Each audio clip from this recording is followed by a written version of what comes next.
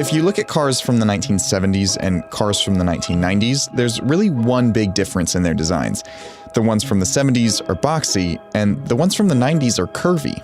For some car models, you can even tell the exact year when that change happened. Just look at this commercial for the Buick LeSabre, showing the 1991 model, and then the 1992 model. The 1992 LeSabre. See the curves? Let's watch that again. 91 is boxy, with sharp edges. 92, smooth and round. And since then, cars have become curvier and curvier. So, how did this happen?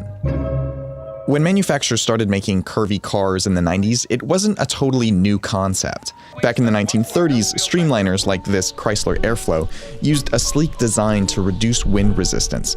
But as the 50s and 60s rolled around, American streamliners stopped selling well. They were outsold by bigger, boxier cars. And gas prices were on a fairly steady decline at this point, so streamlining for fuel efficiency was less of a concern.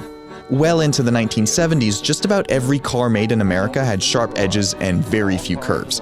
They were basically designed as a series of three boxes: the hood, the cabin, and the trunk.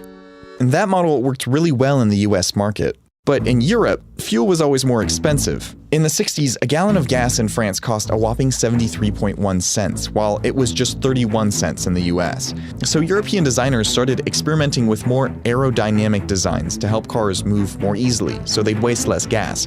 Automakers like Porsche and BMW and Audi and Mercedes-Benz, they all started rolling out car models that had curved exteriors. And eventually, American automakers started to copy the European aerodynamic look to try to attract upscale customers. The mass market was a different picture. In Europe, a designer named Uwe Bonsen was the first person to push for a curved design for the average driver, and he did that with the 1982 Ford Sierra. It was curvier than any car in its class at the time. But critics just laughed at it, and it didn't sell very well at first. It was nicknamed the Jelly Mold because of how much it looked like the kind of circular shape you'd make Jell-O with. But one of the designers from that European Ford design team, this guy, Jack Telnack, took over the US design team in 1980. American gas prices at this point were skyrocketing due to conflict in the Middle East, so Telnack brought wind tunnel testing into the design process. He first did that with the 1983 Ford Thunderbird, but the real breakthrough came a few years later. The result was the groundbreaking 1986 Ford Taurus. It might not look that groundbreaking now, but this style was revolutionary at the time. It was a mass-market car with curvy edges, and people liked it. Taurus, now a North American car with the shape and the feel we've never seen before. Taurus! They used it in RoboCop as the car of the future.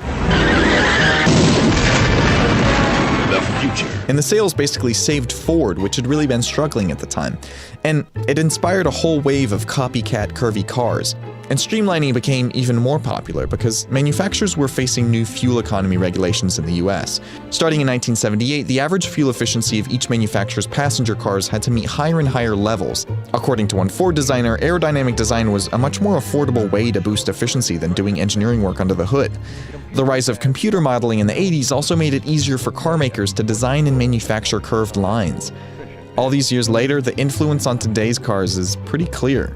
Even the models that we criticize for being ridiculously boxy these days, like the Scion XB, are actually really round. And if our modern-day sci-fi movies have anything to say about it, that won't be changing anytime soon.